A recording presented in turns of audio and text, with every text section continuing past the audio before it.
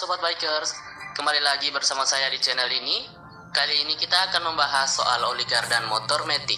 Sebelum lanjut ke pembahasan, sekiranya bisa subscribe channel ini agar lebih maju untuk kedepannya nanti.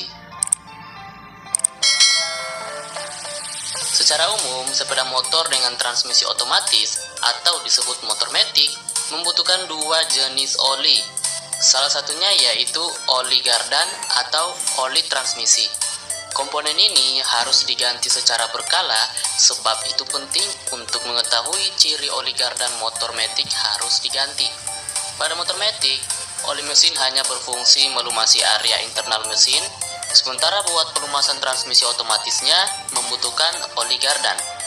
Jika tidak dilumasi dengan oli gardan, akan terdengar suara berisik pada box CVT. Perlu diketahui biasanya masa pakai oli gardan lebih panjang dari oli mesin. Sebab itu penggantiannya lebih lama. Jadwal pergantian ini bisa berbeda tergantung jenis mesin motor tiap merek-mereknya.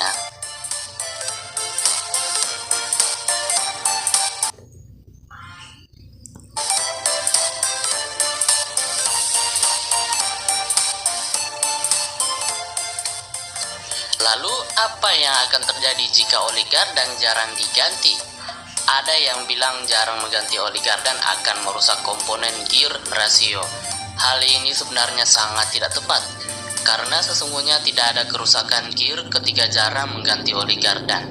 Karena pelumas gardan itu hanya bekerja melumasi gear rasio dan lahir di dalam bagian transmisi. Selagi volume atau kapasitas pelumasnya tidak berkurang, itu tidak akan bermasalah. Namun, ada beberapa kondisi di mana oli gardan harus segera diganti oleh pemiliknya. Beberapa kejadian oli gardan di dalam box transmisi sudah berubah warna menjadi warna susu karena sudah bercampur dengan air. Kondisi itu harus segera diganti dengan oli yang baru, karena bisa berdampak ke komponen transmisi lainnya dan tentunya efeknya sudah pasti akan merusak gear rasio. Kerusakan komponen tersebut ditandai munculnya suara bising dari dalam box CVT.